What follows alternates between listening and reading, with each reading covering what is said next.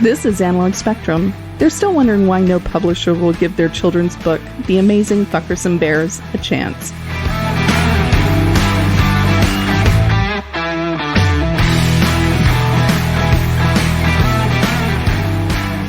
Hello, everybody. This is Analog Spectrum. I'm sounding a little bit hoarse because we're on number 4 of podcast today. This is Tony, and I'm here with Doug. Say hi, Doug. You sound a little bit hoarse because he's a Shetland pony today. I feel like a little bit like a pony. Yes. Hey, I'm really excited about this podcast. Yeah, this should be a fun one. I think we both have been kind of looking forward to this one. Yeah, and to explain, a few podcasts ago, when I do remember to do recommendations, one of the recommendations I made was for the TV show Pennyworth, and Doug took me up on that recommendation. I did, yeah. So we watched it, and so he's been watching season 1. Did you finish season 1? I have one episode left. Okay. I was too tired to watch the last episode last night. Okay, no worries. So I'm sure there's going to be a cliffhanger. Well, I went back and because you mentioned you were watching it, and you were like, hey, let's do a podcast about it, and I am working on season 3 right now, and I did go back and kind of refresh. I watched like the first 5 episodes. I think I'm on episode 5 right now. Okay, and and before I go any, so again, what we're talking about here is we're talking about a show called Pennyworth, and Pennyworth originally was on Epix, now it's on HBO Max, it's a Warner Brothers property. Pennyworth, for all that should be in the know on this, is Pennyworth is Alfred Pennyworth, Batman's butler. Okay, but this is an origin story of Batman's butler. Okay, and that's pretty much it. It takes place in a alternate DC universe, and Pennyworth, Alfred Pennyworth, was originally from England, UK, lived in London. Okay, and so what we see here is pretty much picking up with Alfred Pennyworth at the age of 26, and he's just gotten out of the army. Yep. And so, what did you think? Lots to say about it. Yeah. But I would say, in a nutshell, it's excellent. There's a lot about it that's good. There's a lot. I have very few things about it that I didn't like. I will tell you that my thoughts are on this is that, when you do a lot of episodes, there's going to be good ones and bad ones, but there's definitely more good with bad. And now that I've gone back and revisited it, and we probably don't want to get too much into the other seasons, but with that said, season 1 for me is and I was basing my recommendation on season 3 because I just started watching it. Season 1 is so goddamn good. It is just a very solid TV show. And for those, again, just kind of describing it, it's adult. Okay. Sure. Yeah. Cursing, bloodshed. It would be R if it was a movie. I didn't see any nudity, but it might as well be. Just when there was, like the club he worked at, there were strippers, and that's about it. Oh yeah. So wearing little pasties. Yeah, sometimes. And so just a little bit more background before we get too far into it. The creator is a guy by the name of Bruno Heller, and German. Nope, English. Really? Yes, definitely English. I've seen. I went back and watched interviews with him, and even before we talked about this, I was watching some interviews on YouTube. Clearly, he's talented, and clearly has an appreciation for the subject matter. And he also created, and I'm using quotation fingers because I think he created Gotham. And anybody that's not familiar with Gotham, which was the origin story for Commissioner Gordon, that was on the Fox channel. That was a few years back, right? Yeah, a few years back, and of course it also had a bunch of Batman villains, origins of the Batman villains. Like I don't remember. I was going to say I don't remember liking that. I actually started watching it, and I remember not liking it much. Yeah, it's funny because. Again, there was a hot cold. Like I think honestly, and I kind of wonder a little bit about this with Pennyworth is that they kind of started like with this, what direction are we going in? And this is definitely the case for Gotham.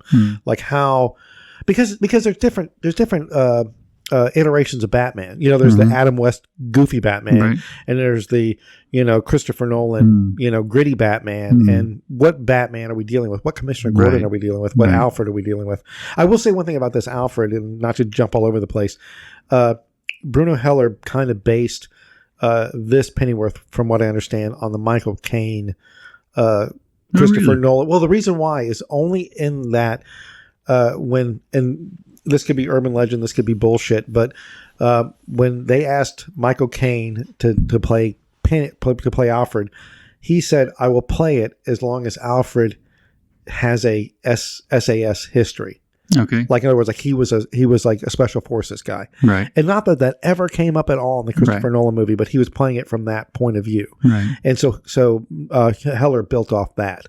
Okay, to a certain extent. So he created Gotham and I did watch Gotham all the way through to its conclusion. I think it found its legs in later seasons. Okay. So I think it was kind of cheesy at the beginning, but it included the Commissioner Gordon, Penguin, Riddler, all those folks. It was interesting. Had a gritty Gotham, and it had Batman or Bruce Wayne as a kid. He also created the TV show Rome for HBO, which I liked. I did not like that. You didn't like Rome? I couldn't even get through the first episode. Really, Rome? Yeah. Oh, I liked Rome. I started to watch it, and it's like, I thought it was really good. I thought it was. Well, I don't know. In the words that you like so much, ham-fisted. I got to go back to. I don't know. I mean, a lot's kind of come and gone since then. Sure, yeah, of course. So I mean, literally just a couple of weeks ago, I tried to watch it. I'm like, because I remember it's been, I don't know, 20 years since it came out. I liked it when it came out. I have not revisited it. I don't think it's that old. It probably. Well, maybe we're talking about a different one, because the one who's that redheaded dude that plays in Grey's Anatomy? He's the redheaded doctor guy. I think you're probably talking about the same show. Okay, because he's in this Rome that I started to watch. And I'm just looking here. I'm looking on. I'm doing a. I wanted to like it. Wikipedia search. Yeah, I wanted to like it because I like Roman history, and I want to see some good depictions of Rome and the political struggle and all that sort of stuff. But man, I couldn't. This one was rough. So I'm looking right now. 2005. Really? 2005, yeah. And I think you're right. I think you're talking about the same actor. Not that you know, Kevin McKidd, maybe. Okay. That doesn't matter. But with that said, probably you're talking about the same show. Okay. But anyway, with that said, he did that. But the actor that plays Pennyworth is Jack Bannon. I looked at his IMDb. Nothing great. I mean, nothing other than this. Right. Ben Aldridge plays Thomas Wayne. I'm going to mess up her name. Emma Pates plays Martha Kane. Oh, wait a minute. What? You just confirmed my suspicion. What's that? I pegged that from like the third episode maybe, that Martha was going to end up being Bruce Wayne's dad. Yeah. Well, it's not evident because her name is not Kane. But she marries. Well, yeah. They don't tell you that in the beginning, but I suspected that. Okay, cool. Okay. I'll tell Elsa that was right. Yeah. definitely. So totally, Martha. Thomas and Martha Wayne are because Martha had a little thing for Alfred. Alfred, yeah. Which of course I was suspecting would be an interesting. I got to tell you. Yeah. I got to tell you, as the series moves on, it gets twisty. Okay, cool. And not a bad way. Yeah. So and it's interesting because there's because Kane is Bob. I think they picked her maiden name Kane because Bob Kane created Batman. Okay, so makes sense. And there's another scene where you maybe remember in the episode where she goes to find the leader of the Raven Society, the female doctor. Mm-hmm. She says her name is Margot Kent, and that's Superman's girl. Yeah, no, Superman's mom. My maiden name or his name. Her Margot? No, it's Martha. It's Martha Kent but she says her name is Margot Kent, and Kent is Superman's name. Yeah, Clark Kent. Clark Kent, yeah. Mm-hmm. And then Ryan Fletcher plays Dave Boy. I think he's one of my favorite characters. Yeah, that was a great character. Yeah. And then another guy, Ainsley Bennett, plays Baza. My favorite character is Bet Sykes. Absolutely. Yes, and that's played by Paloma Faith. She's freaking great. She is amazing. Yeah. And then and her sister Polly Walker plays Peggy Sykes. Which I think is an interesting dichotomy between those two because she's good, but every time she's on screen with her sister, she pales. She's second fiddle to her sister, to Peggy. Yeah. Well, maybe it's younger or older.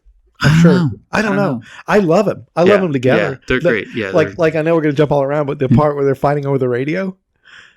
where you remember that scene where they're where Bet won't turn the radio down and they start beating each other up. So a couple of thoughts, about and broadly speaking, and then maybe we'll kind of drill down into this a little bit. I feel like this is the way to write characters.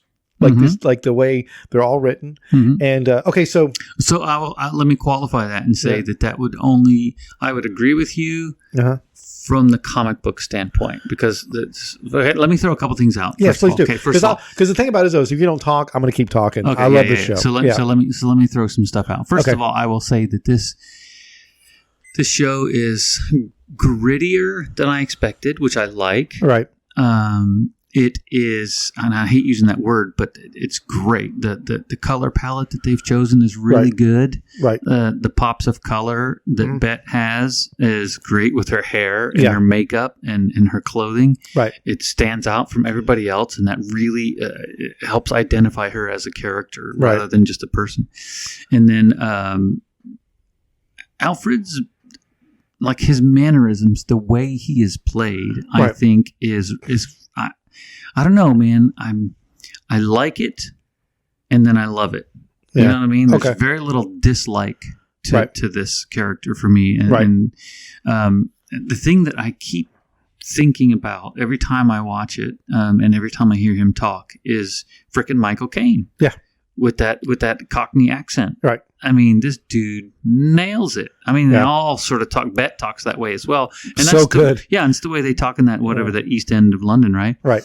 But the delivery of his lines is so clean, and so he stays in character the whole time, and that doesn't happen often with actors.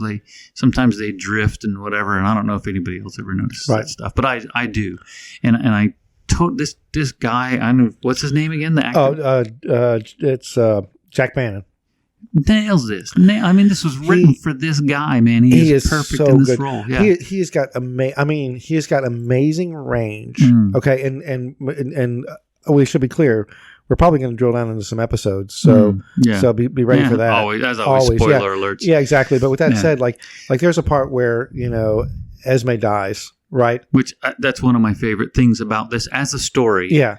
And so far, I'm going to go to storytelling a little bit. I love the way Stephen King told stories in his younger days where main characters, big characters in the story will die. Right. And it has an effect on the remaining characters, but it's not again, ham-fisted. Right. Where a lot of times in comic book stories, it's so overly obvious when Bruce Wayne's parents were murdered and he turns into this bat guy. Okay, and that's the whole rest of his life. We're talking 50 years he spends vengeful fighting crime just because his parents. Okay, get over it, Bruce. Right? You got lots of money. Go get laid. Right. But so they're not doing that with this. Right? Esme gets killed, and he's definitely upset, and he's got all this passion and drive and stuff. He cries at the funeral. That's amazing. Yeah. Amazing acting. But it also doesn't, it's not 100% a driver for him, right? Right. He's starting to, and I'm not even done with season 1 yet. I got an episode left.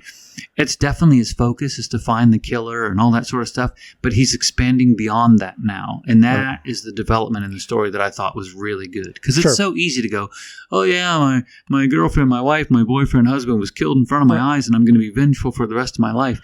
He took time to be sorrowful, and then he took time for vengeance, and now he's developing beyond that. And I think that is awesome. Yes. And story, because it keeps me interested. Yeah. Right? Yeah. Oh, yeah. And like my on that point, like I think the writing is just very sharp. Okay, I'll say something else on that too. Whoever wrote this is absolutely definitely fans of DC Comics. Yes. Because it has DC all over it. Oh, God. So if you're a DC fan, you're going to like it. Yes. You're going to like it. Yeah. Well, so, it's like we were saying, it's the DC universe. There's all these kinds of, because again, this is not our London. Okay. This is the London of a DC universe. And they do a job in here where sometimes it's in your face. Other times it just kind of lays in the background. Like, and like in your face kind of stuff is like there's Zeppelins and blimps flying over London.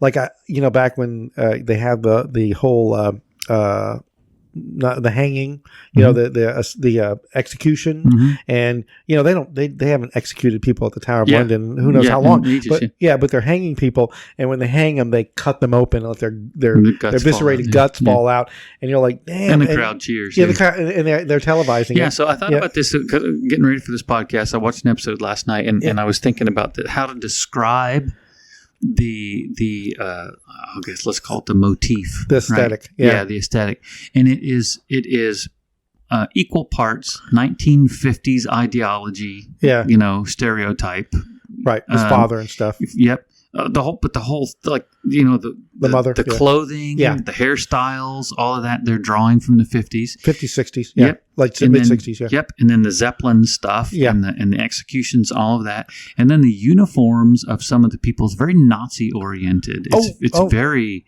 lots of overtones of fascism and oppression, and of course our heroes are fighting against that. Well, it's interesting about that. Okay, that was a thing. I'm sorry. This is the thing that I really like about this season in particular is that they talk about the fascism, right, which is very right, okay, and they talk about the socialism, which is very left, right, and those two throughout this whole, and of course he's in the middle, right, and these two people are fighting it out, but both are equally wrong and right. The ideologies are equally incorrect. Equally. There's issues with both. Flawed, How refreshing is that? Yeah, it's awesome. It is, and so like for example, when him and Martha go to that doctor, and by the way, amazing scene, like where they bring the head out in the glass thing, and the doctor says, "Do you know who this is?" And she's like, and she's obviously shocked because they have a head from formaldehyde, and she goes, "We call her Tanya. We don't know her name, but we thought she looked Russian." Yeah. I tell you, that chick who plays the doctor is great. She's spot on. I loved. I'm sorry. I don't normally like those like kind of, I don't know what you call them for a plot twist where she ends up being the leader after No Names or whatever. No, she's Raven Society. Yeah. But that reveal was really good. They did that really well. Right. Because you suspected all along that something wasn't right, but you never suspected that. Right. And I'm pretty good at picking that stuff out. Sure. And I didn't see that one coming. Right. And I thought that was a very good reveal. Yeah. I tell you, the whole, she was amazing. I think, I think the all, but the whole, like you just said, being very DC like, there's so many, like a couple things I wrote down here.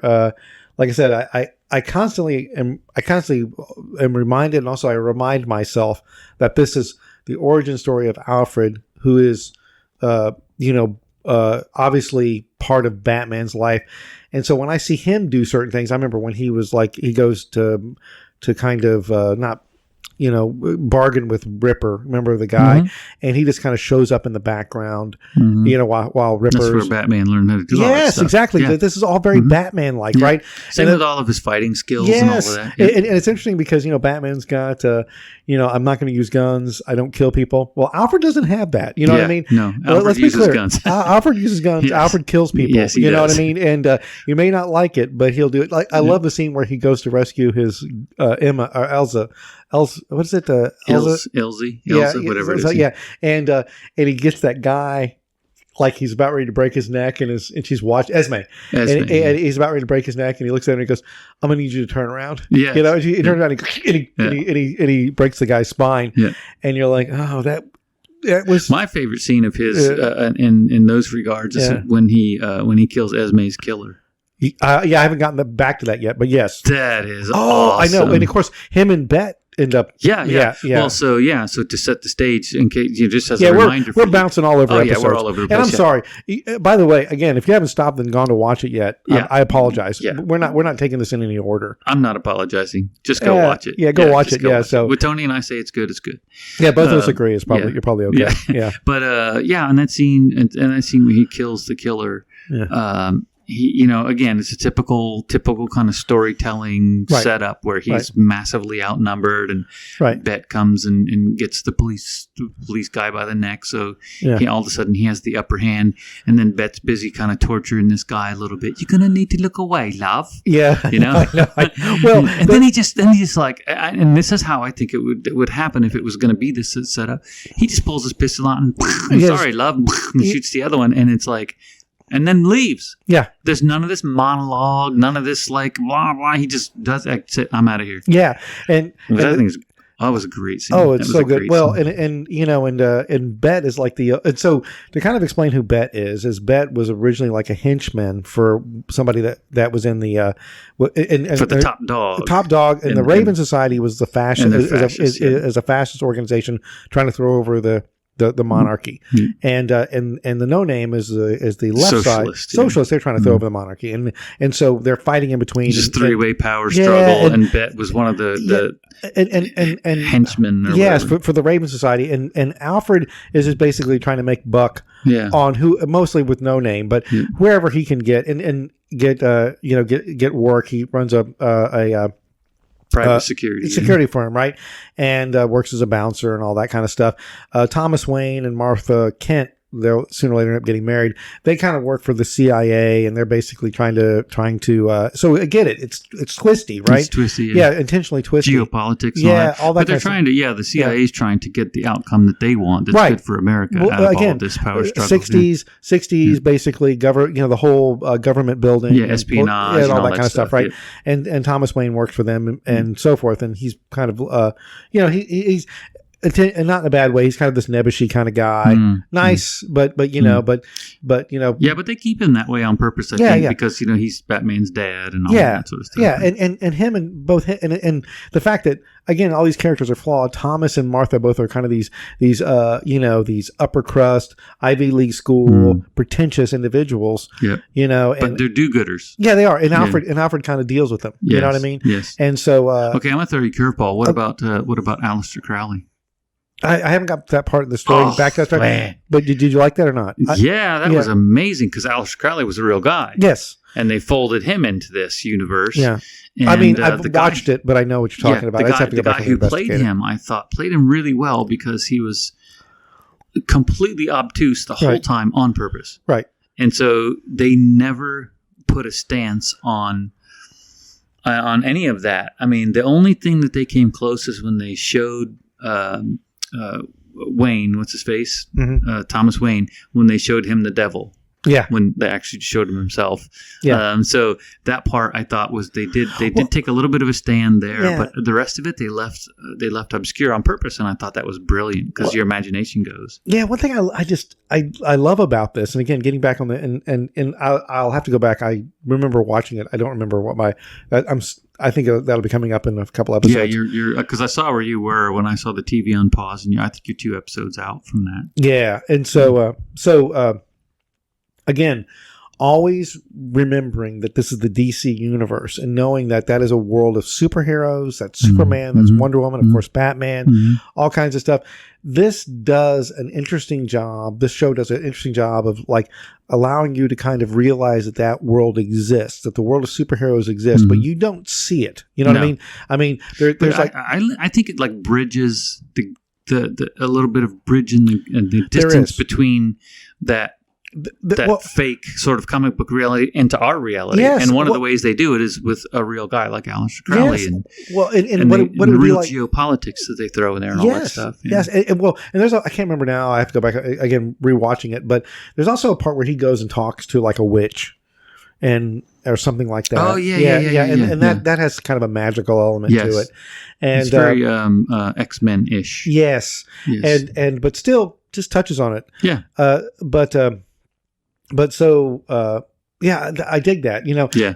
And there's a couple other things like that this DC universe, like I always kind of wonder about like what war they were fighting, and they keep dropping things like I told you, there were some things that are like right in your face. When he like went to talk to Esme's father and they're like at that upper country club whatever. Did you notice did you watch that that like when he's walking out, Uh-huh, there's a I guy, saw it. the bear suit Yeah, guy. I saw it. What do you think? I have no clue. I got the Stanley, the Shining vibe. Remember in Shining where the guy was getting a blowjob from the bear? I don't remember that. Okay, there's a scene in The Shining. That's the guy in the bear suit. Oh, okay. And I was like, what is that's? And so I backed it up. I said it. Yeah, I saw it immediately. yeah, I stopped it and I said to Elsa, like, what's the deal with the bear walking Well, across the guy in the a bear suit. Well, Yeah. there's a scene in The Shining where there's two guys doing some untoward stuff, Mhm. and one of them's in a bear suit. Or like, there's a scene one time where like a horse. Was it in the background or is it There's part of the there's film? a scene where On- where in- Shelley Duvall's character is running around the hotel, Uh-huh. and she looks down a hallway, and there's a guy in a bear suit and a guy in a tuxedo, Okay. and they're doing the deed. I do think I remember that, but I think I took that at the time as just that weird Stanley Kubrick stuff. 'Cause Yes, he but puts that weird porn shit in there. But this didn't fit. This was like, No. This was like that thing like. Oh, I don't know that for a fact. I just thought it was so weird. But what I took this as is that one of those internet things where like, okay, how many red balls are people juggling, and there's red and white balls, and they're paying attention to the red balls, and the bear walks back. Right, it's like, right, yeah. whatever. But That's how I thought it was. That and I know that there's one part in there where there's a TV playing in the background, and they're kind of talking about the Reich, and they're talking about Germany, and so I kind of wonder if we're in this world that the Third Reich still exists. All that kind of stuff. There's a scene where like a carriage goes by. It's a horse-drawn carriage, and it's like filled with TV sets. And I'm just kind of like, there's just a lot of like very eccentric stuff in this show, but it's always in the background, and I really appreciate the fact that the attention to detail, is crazy. But again, like going back and rewatching it, when you said you wanted to talk about this, I went back and rewatched the pilot. The pilot is some of the best TV I've seen in a long time. Good, yeah. But, yep, it's good. But yeah, and I love Day Boy. I love Day Boy. Yeah, Day Boy's good because they're funny. But again, he's such a flawed character, but massive. Yeah, but he's good. But I will tell you, like I said, I've watched season 2, and I'm on season 3 now. Season 3, they're dropping episodes. At its core, just kind of going for this. I get a little bit of a Westworld vibe in the fact that season 1 is just so good. Yeah. The later seasons, different things happen. They're stretching for ideas. Yeah. So, but I still think, unlike Westworld, I think at its core, we still have Jack Bannon. We still have Alfred Pennyworth. He's a solid actor. Yeah. Yeah. So. Yeah, it's funny because, which, by the way, they stopped production on Westworld. They did. They bailed on it. They did. It's probably because the audience was like, it sucks. They said it had like 300,000 viewers per episode. You can't. I mean, there's YouTube developers that get more than that. Yeah, they go eat at Sonic and eat a hot dog and they get 1.2 million views. Yeah, exactly. Yeah. So. But yeah. Anyway, so I kind of look forward to seeing where the story goes from here. I got one episode left in this season, and like I said, I'm sure there's going to be a cliffhanger. Yeah. But the whole the Raven Society guy with the metal nose and all that. That's so comic booky. You know what I mean? It's so like it's right in line with comic. Oh, which was by the way, I owe you a ribbing. I know where you're going. Yeah, all this fucking torture and shit. You're giving me crap about torture movies, and that's like, god dang, the first 5 episodes is torture in every single one of these. I'm like, okay, Tony. Yeah, real torture too. By the way. Yeah, exactly. Yeah, pretty graphic torture. Yeah, so. And what in the metal nose is there's a character in here who has his nose cut off, and there's probably like about he comes and goes, but there's probably like 2 or 3 episodes where you just have the cavity. Open. Yeah, you got to open. One thing I thought was interesting is when Bet and Peg found him, like they were not affected by the fact that the guy was missing his nose. It was all jacked up. Yeah, they didn't care. Yeah. They're like, oh my god, I love that interaction between those two. I understand. I love that. But we were talking about Bet, and so Bet is was a henchman for that guy, but when he was a leader of the Raven Society, and the show starts out where they're but for whatever reason they're trying to find somebody, and they're trying to find Thomas Wayne, and they think Alfred has the information they need, and so Bet kidnaps his girlfriend, and just her demeanor and dialogue when she's doing evil shit is it's Tarantino-ish. It's so enjoyable. Yeah, it's Tarantino-ish, right? Yeah. It's that dichotomy of Yeah, it shouldn't. Those two things shouldn't fit together, and they do. She's calling people Dove. Yeah. You know, it's right, love, right, yeah, love, right. you know, and you know where you are? And he goes, "Well, I didn't know where I was. I wouldn't be doing my job." You know, and she's a psychopath. I mean, she's a you know she's and she she thinks through her own lens. Yeah, you know, she lives in her own looks at everything through her own lens. Yeah. You know, yeah, no, it's a well written, it's extremely well produced. Yeah, I love the mix of the style that they have. That's the mixing of that Nazism and the 50s idealism and the comic book stuff and the grittiness and it's this crazy weird amalgamation of things in it. Where it just works really well. You mentioned 50s. It takes place about 64. 60s. But that's the holdovers, right? The holdovers from the mom with the little the hairdo from the 50s and the apron and in the kitchen all the time and doting on the father and the son and all of that idealistic stuff. And those two characters I like a lot too. I like his mom. I like his father. You know, and again, there's a scene that we're in that Batman world. You know, and it would be enjoyable even if it wasn't the Batman world. But then, like his father is a butler. And he's like, you need to do a good job. You need an honorable job. You should become a butler. And he's like, there's no freaking way I'm ever going to become a butler. Right. And of course, clearly, of course we know the story. We know the story. Yeah. And again, on the nose, but it makes you smile. Yeah, but in a different way, though. Yeah. I would accept that, and because it's a nod to the future. Yeah. A story that we all already recognize. Well, and of course, Alfred Pennyworth for probably most of Batman's existence on comic book and so forth. Was a throwaway character, really. And suddenly, this revived him big time. Yeah. I'm just curious, and I'm thinking forward, how this strong, independent, seriously ass-kicking guy ends up being a butler for Bruce Wayne or for Thomas Wayne. I hope we find out. Yeah, but I did watch an interview with. Well, it has to come out. If it doesn't come out, then the whole thing is for nothing. Right? Because in my mind. You named this thing the origin story of Pennyworth, right? Of Batman's butler. Well, you got to tell us at least at the end of the story how Thomas Wayne convinced, because their relationship in the first series is very tense. Yeah, they're not buddies at all. They're not at all. Yeah, and so at some point, Pennyworth is going to have to end up getting respect for Thomas Wayne. So that tells me Thomas Wayne is going to have to do something selfless in order for that to happen. Because the values that Pennyworth carries are very militaristic, right? We give over for the team and all that sort of stuff. And he sees Thomas Wayne as a selfish, spoiled playboy millionaire guy. Right. And so something's going to have to happen. Yeah, something big. Thomas is going to have to do something. Well, also save the world or whatever. Maybe save his parents. Maybe that's coming. I don't know. Yeah. So, okay, you know more than I do. That ain't gonna happen.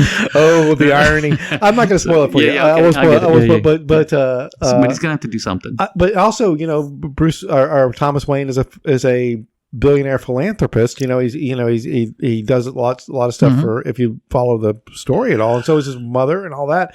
And neither one of those individuals are particularly. I mean, they're selfless in some of the things they do, but for the most part, they're worried about self-preservation too. Yeah. I love the part where they're in that town and they go to the darkness tea room, and again, the dialogue is just so flippin' sharp and one thing leads to another, and Alfred blows a hole in this woman with a shotgun, and that was an accident. It was an accident, but he shoots her, and as they're running away, Martha is just disgusted because they're together, because he's working for her, and she goes, "Oh my God, she's all over me." She's going all over me. She goes, "Oh my God, she's all over me," and it's just amazing, and that kind of dialogue. There's and again, Dave Boy's got some dialogue that's like that too. Yeah, he's great. It's hard to understand sometimes. I have to put the subtitles on. Yeah, but it's good. Yeah, I have to put the subtitles on with Dave Boy because sometimes he'll say stuff and I'm thinking, "Oh, that's what he said." And other times it's like, "Oh, I knew what he said. It just I don't know what it means." Yeah, and I also like the scene with Ripper where they take the young Ripper and they torture him again to Doug's point. Yes, amazing. But I saw an interview with Bannon and Aldridge and the other guy, the guy that wrote the core, about this season. Bruno Heller and some other folks, the producers, and they were talking about this and about kind of to your point that there has to be a conclusion to this that's satisfying, I hope. Yes. And they kind of addressed that. They said, well, we have to, if they just got together and they were friends, this wouldn't work either. Doesn't work. Yeah. It doesn't either. So I will tell you that I know there is a season 4 coming. Okay. I will be interested to see what you make of the other 2 seasons that are out. I'll give it a chance. Only because of the quality of season 1. I'll give them a chance. But I did that. I did that with Westworld. Yeah. And gosh, season 2 went downhill so fast, man. Holy crap. My thoughts are, and of course I can't ever predict. I can't predict what you would think, but I will tell you at the core, is Pennyworth. You know what I mean? So that character is remain. I think, in my opinion, is always very strong. Which is fine with me if other things around him change, because that's what we're doing. We're following this guy as a character and looking at the arc and stuff. So we'll see. We'll see how it goes. Yeah, I definitely think, so I'm trying to think of any other notes I made here that I thought was interesting. But I mentioned the bear suit guy. That was weird. Yeah, that was weird. Yeah. Yeah, and again, I hopefully I didn't say too much to offend, but there was a guy in a bear suit in The Shining, and I wonder if that was a nod to that. I have no clue. So. But yeah. So definitely recommend it. It's definitely worth checking out. I think again, I know we were all over the place when we talk about it. We didn't go through each individual episode, and if you listen to this, we definitely did spoil things. But I do not think that takes away from how well the quality of it. It's good. It's definitely up there. Like I said, when HBO Max. Definitely, when I recommended it based on my season 3. And I'm reiterating what I've already said. Doug mentioned it. I went back. Me and my wife sat there and watched the episode. I can't not watch it now. It's it's really good. First season is very good. Yes. Yeah, high quality. Yeah. So, all right. So I tell you, we'll stop there. Okay. I think we have no arguments on this. I think we're on the same page. Yeah, no, we're definitely on the same page on this. So recommendation. Oh, okay. Yeah, definitely. I got a recommendation. You go first. I'll give you mine. I will. Okay. You said something that made me think, and I'm gonna ask you to watch this. Okay. But you're gonna have to turn on the subtitles. Okay. And it's called Still Game. Still Game, and it's a story about it's a comedy. Okay. It's set in I believe it's in Scotland, and it's 2 old guys, 2 pensioners, and they live next door to one another. Okay. And you just follow their antics. It's not quite an Odd Couple type setup, but it's similar to that. Okay. They're really snarky with one another. But there's moments in it that really make you feel sorry for them because they're just old, lonely dudes. Okay. But then there's also a ton of funny shit that happens in there. If you can view it through the lens that I think you and I kind of view life, I think you'll get it. But you're going to have to turn on subtitles, dude, because they are thick Scottish accents. Gotcha. They're speaking in English. Yeah. But there's times that Elzeth and I are like, what the shit, man? We have to go. And then when you get it, it is freaking funny as hell, man. Cool. Yeah, and it's old. And these are actually one last thing I want to add about it is they're young guys playing old guys. Okay. They're in makeup. You can't tell. It's very, very good makeup. Well they done. look like old dudes. Yeah. Yeah, I'll definitely check. And that's Netflix? It's called Still Game. Yep, and it's on Netflix. It's funny about the subtitles thing because for Pennyworth, I sometimes will turn them on, and I don't. And of course, I've got Roku, so it'll also subtitle on replay. Like if I will definitely do that. I'll definitely put the subtitles on. My only issue with having subtitles on is I find myself not watching but reading. Yeah. So well, I had that same problem when we used to start watching foreign films that are in a language I don't understand. But after a while, you can catch. You can catch up. But I try basically to not do that. Like only look down if I need to. But it's hard for me. Yeah. But I will definitely check it. Still Game. Yeah. Netflix. Yeah. Got it. So my recommendation is I'm going to recommend a song. I'm going to recommend it's on the name of the band is Whiskey Meyer. Okay. And they I think it's Whiskey Meyer. Yes, Whiskey Myers. Myers. Yeah, and again, one of my Spotify finds. The song is John Wayne. It's on the album called Tornillo. Okay. And it is a southern rock country band. You keep leaning into that southern rock stuff. It just happens. Yeah. It really does. And so the song itself is definitely rocks. Okay. So John Wayne album came out in July 29, 2022. And again, just good. Okay. Just good, feel good southern rock. Cool. All right. Okay. Always up for some good Southern rock. Man, no doubt. All right.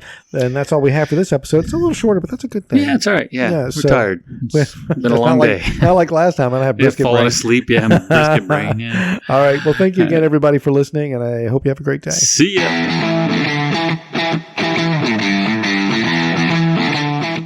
This has been an Analog Spectrum production and presentation. We appreciate you listening to our podcast. It means a lot to both me and Doug. As always, we're looking for topic suggestions, folks to interview, and friends to join us on the show. If you can help with any or all of these, go ahead and send a quick note to Analog Spectrum, that's all one word, at gmail.com. Are you curious about our past uploads? Go check out our website. You'll find the link in the description. Finally, for any cast you've enjoyed, please leave a comment and a review. For that last part, it would mean a lot to us if you would make it 5 stars. And don't forget to share us with your friends and family. Thanks again for taking time out of your busy day and spending time with us. There's nothing better than hanging out with you and all our friends in this crazy Analog Spectrum world.